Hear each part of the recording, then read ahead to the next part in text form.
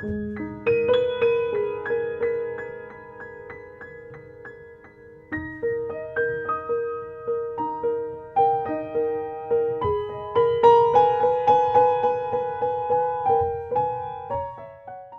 pedir a Deus que sejamos bem inspirados, que consigamos trazer alguma coisa que possa servir para nós e, sobretudo, para os desencarnados que estarão fazendo parte da nossa reunião, ou da nossa conversa, ou da nossa entrevista. Qualquer nome para eles está bom. Então, vamos lá. Quem começa? Primeiro, diz onde é que vocês estão. Eu estou em Niterói, né? Niterói. E Eduardo? Isso. Também estou em Niterói, estou aqui em casa. Então, eu elaborei uma perguntinha, né, para não ficar uma coisa assim muito solta. Então, ao debruçarmos nos estudos adventos crísticos, percebemos que há em seus apontamentos uma hierarquia funcional extensa, que se inicia no plano divino com o Nazareno Mestre e no plano físico se inicia com os detentores. Vemos ainda a função do sacerdote, missionário por vocação incrustada na alma, que, em alguns momentos, são chamados de orientadores espirituais, aqueles que irão acionar a força superior em seus semelhantes. Temos ainda os encarregados da renovação do cristianismo e os expositores, que também são portadores da vocação missionária. Pergunta: todas essas funções são atribuição do sacerdote, vista de forma fragmentada? Então, antes de respondermos especificamente a pergunta, vamos dar uma refletida sobre a sua abertura. Você falou sobre essa hierarquia e começou por Jesus, de Jesus para nós, não é isso? Isso. Esses dias fizeram uma pergunta, foi o Arthur Mendes, fez aquela pergunta. Em se tratando das 10 grandes religiões do planeta, que comungam com a mesma ética, que é amar ao próximo como a si mesmo, como é que, numa sociedade tão diversificada, nós iríamos conseguir reunir esses povos à mesma realidade? Então, nós falamos para eles, colocamos no livro que ninguém precisa mudar de religião, mudar de nada, não precisa sair da sua igreja, não precisa nada.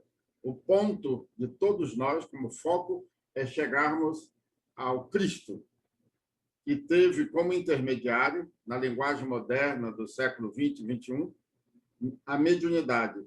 E Jesus foi o mais perfeito médium do Cristo planetário. Então, não precisa ninguém sair da sua religião, deixar a sua religião, deixar o seu país, não precisa nada. O importante é o nosso foco ser o Cristo. E aí, o que é que nós aprendemos para atender a sua pergunta? A primeira lei da vida é amarmos a Deus sobre todas as coisas.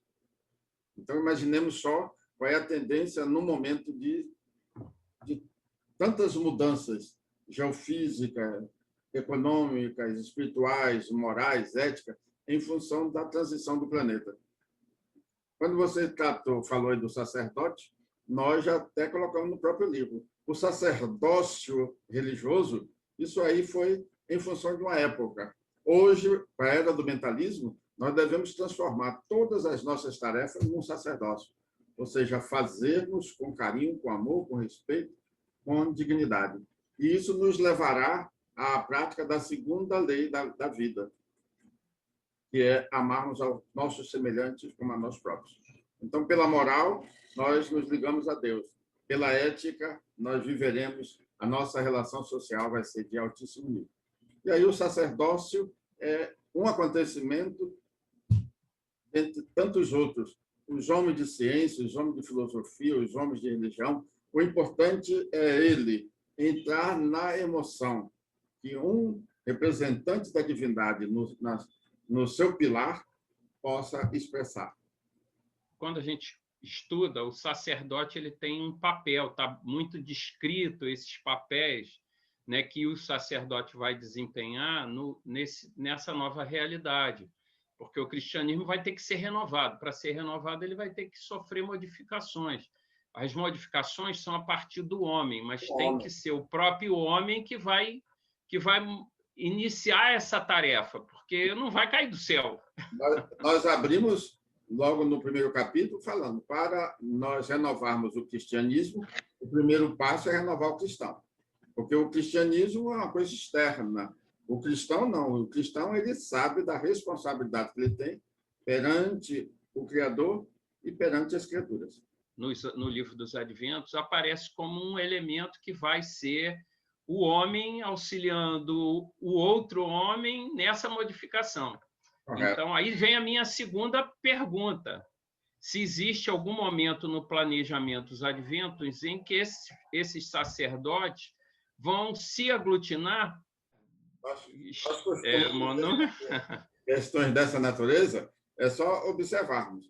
Lá na época de Jesus, principalmente os discípulos e os seguidores dele, em especial o Paulo de Tarso, imagina só a luta para ele levar de uma cidadezinha para outra cidade, e hoje nós estamos com um compromisso para levarmos para outras cidades, outros países, outros continentes, e envolver, porque Adventus está no plural. É uma proposta pluralizadora. Mas, graças a Deus, nós não vamos precisar fazer o que fez Paulo de Tarso e tantos outros. Num segundo, a nossa mensagem, o nosso propósito pode estar em todas as partes do planeta, graças à tecnologia. Mas não esqueçamos que esses refratários às mudanças vão deixar o mundo, já que nós estamos em transição. Nos adventos, eu fiz essa pergunta por isso. Existe alguma colocação, alguma coisa, alguma orientação de que, em algum momento, vai acontecer desses sacerdotes consiga levar a vários cantos a nossa palavra?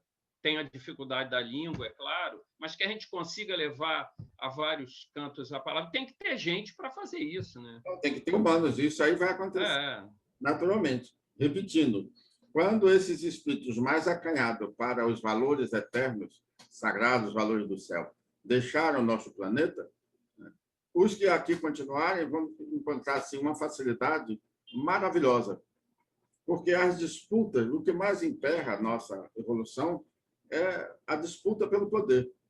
Eu quero isso, eu quero aquilo, é muito do ter. E nós já sabemos que a proporção que a gente vai evoluindo, essa energia do ter vai diminuindo, vai perdendo nossos elos, porque nós vamos passar a, digamos assim, estar muito mais motivados para os valores dos céus do que para os valores da terra, sem negligenciá-los. Isso aí está no Evangelho. Onde estiver o teu tesouro, aí estará o teu coração. Então, o nosso tesouro vai transcender a essa existencialidade, que é tão curta, e vai passar para a essencialidade, que é eterna. Então, Adolfo, vamos botar um caldo aí nessa conversa. No livro dos Adventos, os sacerdotes, diz assim, os sacerdotes por vocação missionária foram talhados para os ideais superiores. Então, me responde, por que esses sacerdotes ainda se dedicam às questões menores do dia a dia da sociedade, quando eles deveriam estar realizando a sua tarefa conforme o planejamento reencarnatório? Então, Eduardo, nós já falamos em outra oportunidade, muitos estão, tanto é que a espiritualidade, os sagrados fileiros passaram, o Silvestre foi o porta-voz. Muitos, mesmo reencarnando com o título de detentores, que foram preparados através dos séculos, dos milênios, os valores humanos, os valores do ter, as honorificações humanas. Então, eles não é que se perderam, mas estão muito mais dedicados a essa realidade social, realizando maravilha, diz o Silvestre, mas estão fora do contexto. Porque, para realizar determinadas tarefas, muita gente pode realizar magnificamente. Agora, aqueles que foram preparados, ou que já detêm a proposta do Cristo, trazida ao planeta pelas suas lideranças, e mais especificamente por Jesus, não temos tantos exemplares humanos assim. Mas a vida humana, repetindo, para muitos, sufocou. E tem aqueles casos que é a biologia sufocando a ideologia.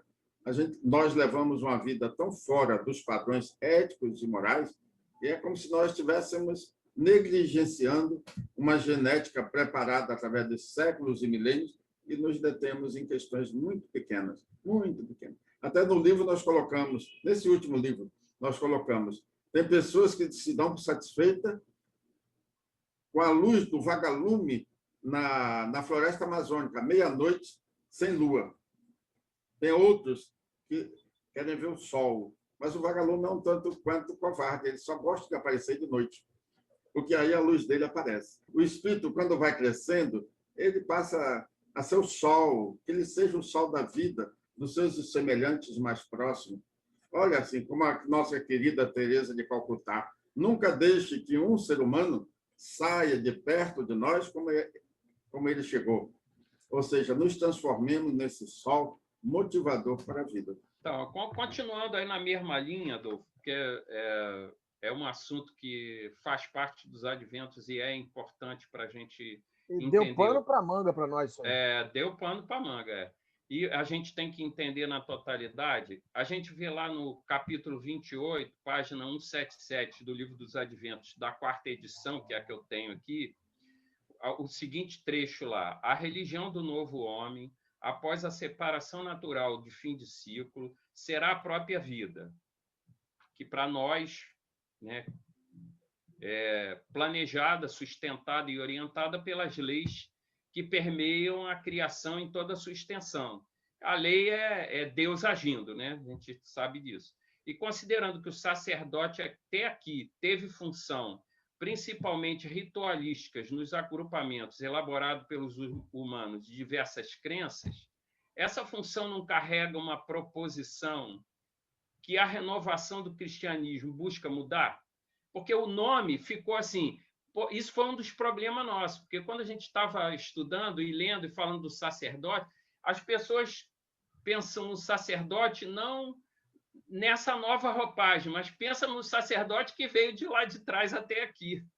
Esse nome não carrega um negócio que já atrapalha, não? Não é um peso muito grande? É a mesma coisa que a palavra religião. A palavra religião, nós vamos ter que ir substituindo pela religiosidade, porque a religião, como religião, não leva ninguém a lugar nenhum. Agora, se a religião tem esclarecimento, e aí para isso tem que ter doutrina, e nós temos ainda algumas religiões sem doutrina. Então, a doutrina vai nos levar a esse contato mais direto com a divindade.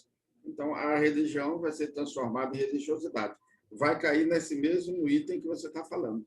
Se de agora em diante a religião e o representante de Deus tem que ser um só, nós colocamos até nesse último livro, Legislação Divina, primeiro capítulo, eu e Jesus somos um.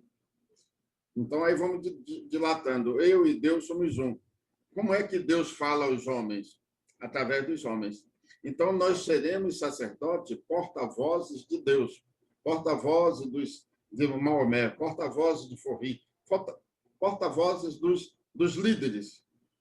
Então, a religião precisa de porta-vozes ou de sacerdotes. Então, nós vamos substituindo aí.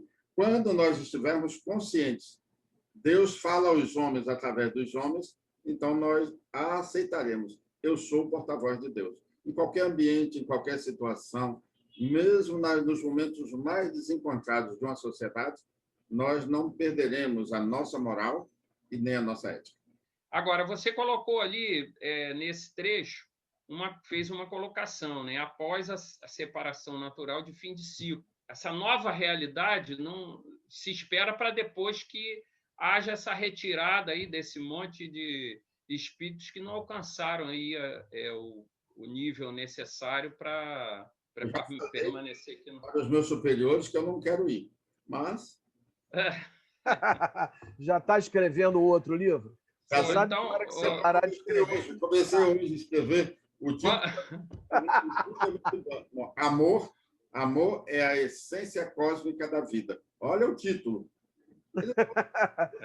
Muito bem. Então, olha só, você disse ainda agora que nós precisamos do humano, dos homens, para a divulgação dessa palavra. No próprio Livro dos Adventos, ele é colocado lá que não adianta tentar renovar o cristianismo sem renovar o cristão. Não adianta tentar reformar um continente existencial, porque é imprescindível reformar o conteúdo essencial do cristianismo, que é o próprio homem.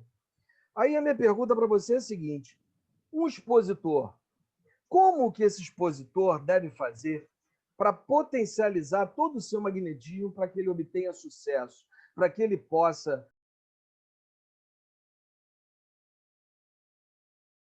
através da sua renovação, através do seu eu crístico, ele atingir aqueles para o qual ele está se colocando. Como e quando nós podemos saber se nós devemos nos colocar nessa tarefa? Vamos dividir a pergunta em duas etapas. São duas etapas, na verdade. A primeira etapa, quando nós estamos falando aquilo que ainda não está inserido em nossa alma, a coisa sai muito soletrada. Com a aparelhagem que nós temos aí, a eletrônica, se nós tivéssemos ou colocarmos um aparelho para poder ver as oscilações na nossa vida mental, quando nós estamos tentando arrumar aí um pensamento A, B ou C, dá para você ter uma noção de que o magnetismo não vai, porque para o expositor convicto, ele e a sua mensagem tem que ser um só. Nós temos hoje a kirliangrafia, que já nos dá uma boa noção, e já que nós não temos essa condição técnica para observar as oscilações mentais, pelo menos para nós, expositores, mas já dá para ver em função da cor da aura. E quando nós estamos nessas oscilações, a cor da aura fica muito oscilante, fica muito, e muitas vezes turva. Diz o Ramatiz que até odor sai do nosso mundo orgânico em função das oscilações mentais, porque nós somos o que nós amamos, somos o que nós aspiramos a ser e somos o que nós pensamos. Então, daí, primeiro, nós inserimos a mensagem. Aqui, já agora, já é experiência minha. Eu não estou mais com a letra da página A do livro B. Aquilo ali serviu para que eu consiga assimilar. Assimilando, não precisa nem ser ninguém especial. Eu falei há poucos dias de uma criança que botaram no Zap, e a criança estava com um semblante tão angelical, que a mãe, que não aparece no vídeo, falou: filho, por que você está assim, nesse êxtase? Mãe, eu estou falando de Deus. Mas precisa ficar assim. Mãe, eu estou falando de Deus. E a criança deveria ser 5 ou 6 anos. Então, você vê só, ela não está baseada em livro A, livro B, livro C.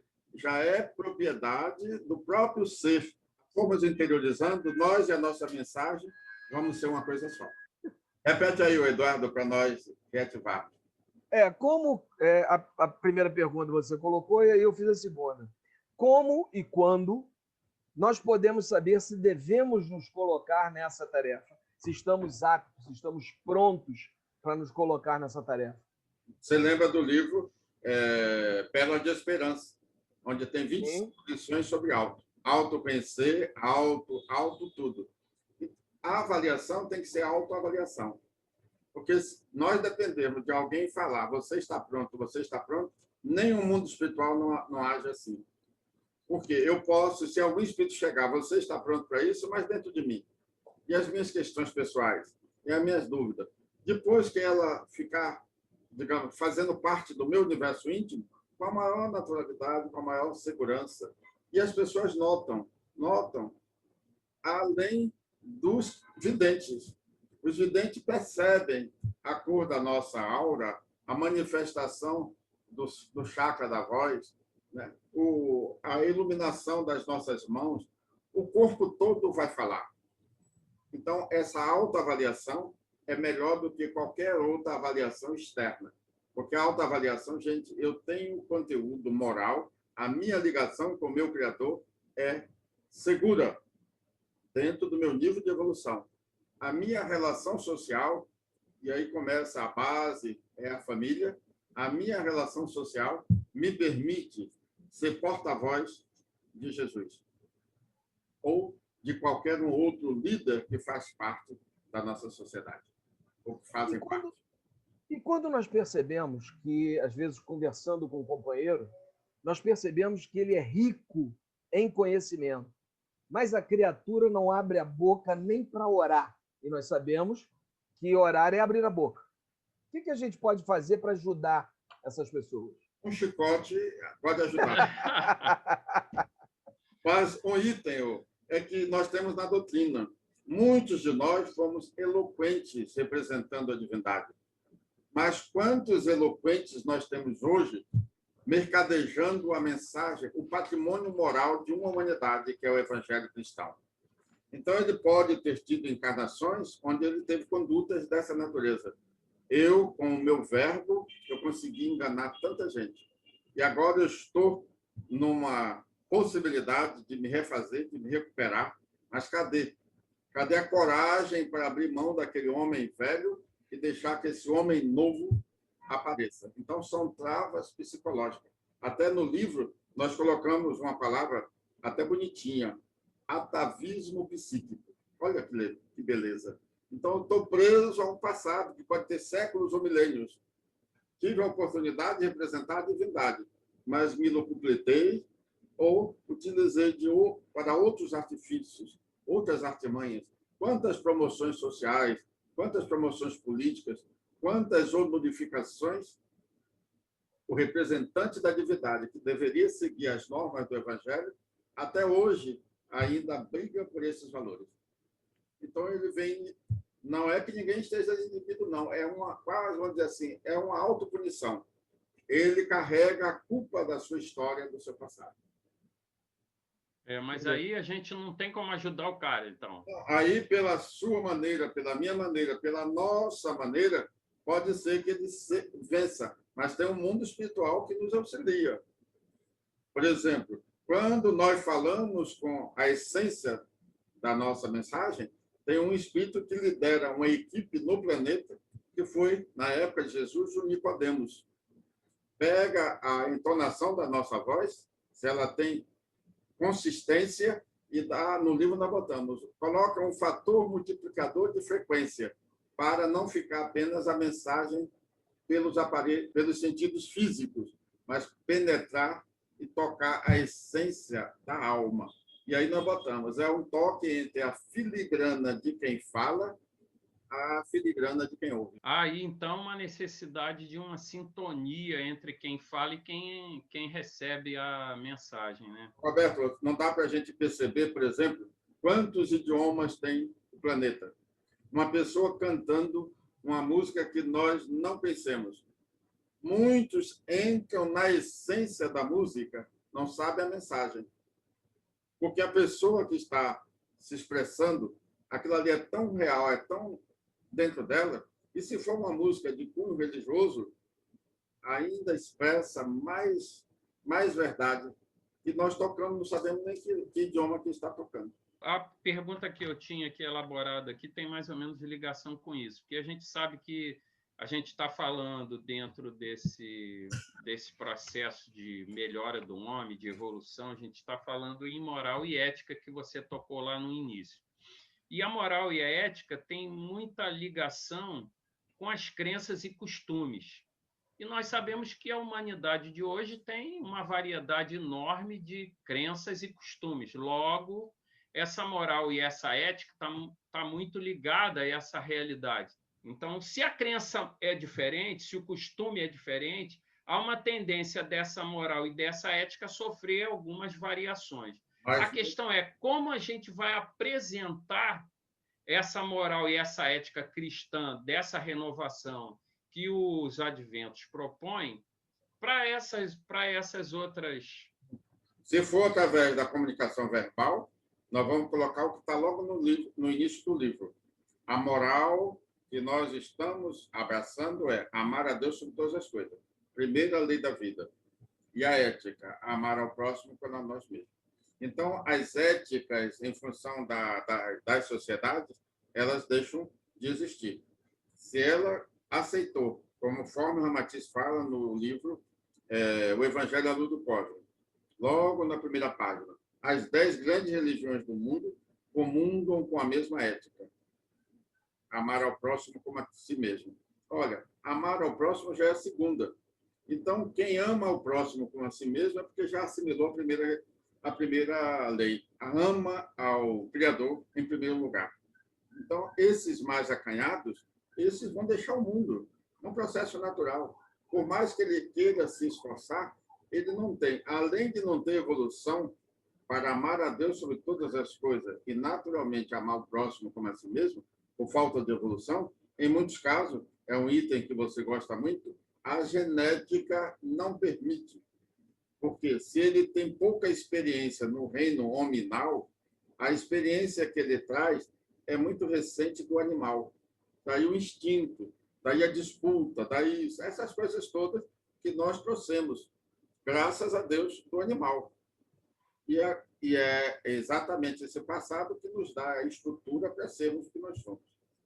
Mas quem está recém-chegado ao mundo, ao universo hominal, por mais que ele queira, esse salto qualitativo não é fácil, porque a evolução não dá salto.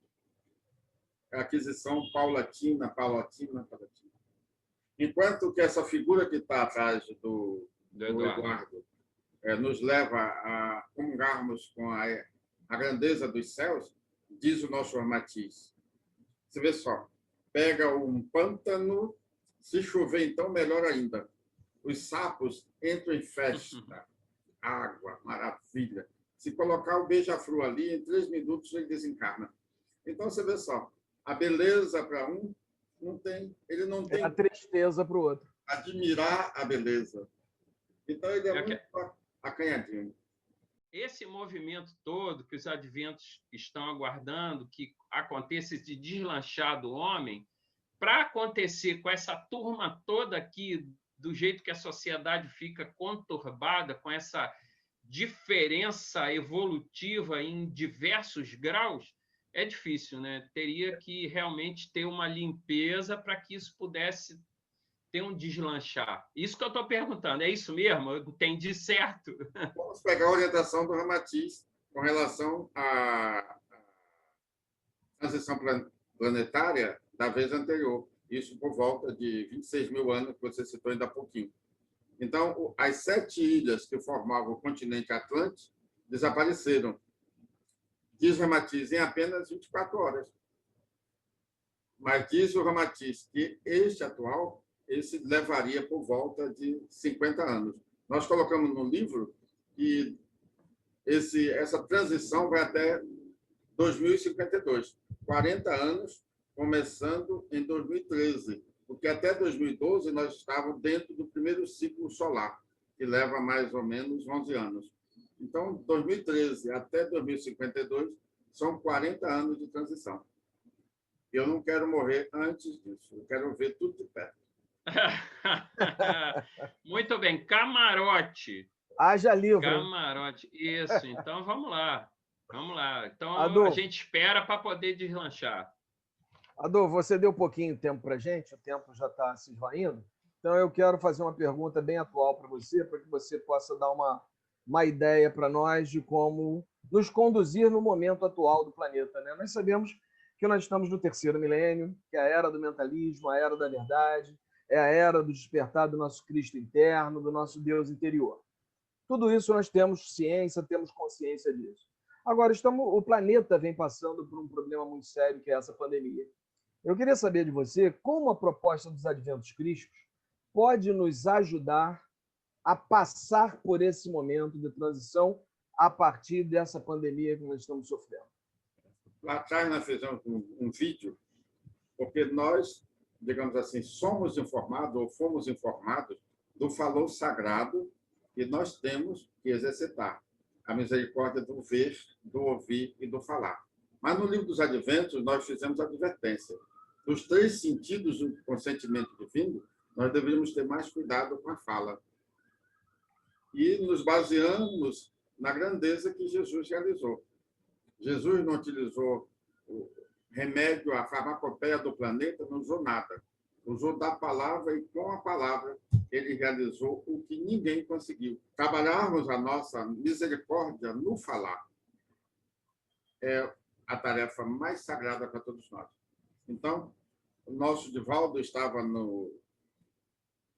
aqui na América Latina, daqui a pouco eu lembro o nome do país, e ele foi convidado para fazer uma palestra veio Templo do Metal. E ele foi até onde deu para ir, de avião, depois foi de carro, andou mais 320 quilômetros, depois, daqui para dentro, não dá mais, temos que ir a pé. Diz ele, chovendo, com água no meio da perna, e foram. E ele foi perguntando ao pessoal, escuta, para onde é que nós estamos indo?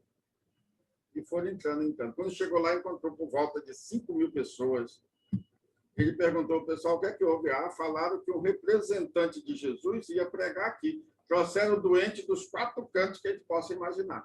E quando ele viu aquele pessoal todo, ele entrou naquela emoção, e ele não tem como passar para nós a emoção, e aí se apresentou um espírito com a roupagem de um caboclo e se identificou por Huracan. E disse, eu sou responsável por esse povo. E ele perguntou logo, Joana, o que é que eu faço? O caboclo, Joana e todo mundo que envolveu o Divaldo, faça o que o nosso mestre nos falou. Levanta-te e anda, abre os olhos e veja. Então, imaginemos só, tem que ter força, tem que ter fé, fidelidade àquilo que nós nos propusemos a fazer. Se o Divaldo chegasse lá com arrogância, eu sou todo-poderoso, eu sou o porta-voz da espiritualidade, não. O que é que eu faço diante de tantas necessidades, tantas dores, tanto isso, aquilo? Entra em oração. E nós todos seremos amparados, cada um no seu nível, pelo mundo maior. É isso que nós temos que fazer. Despertar em nós a humildade. Papai do céu, estou aqui. A minha dor é muito pequena diante de tantas dores. E ainda tem esse item. Aquele povo todo, olha, falaram que vem um representante de Jesus daqui, trouxeram os doentes todos, querem saber. Isso não é a primeira vez, não. Isso já aconteceu também na cidade com o Divaldo.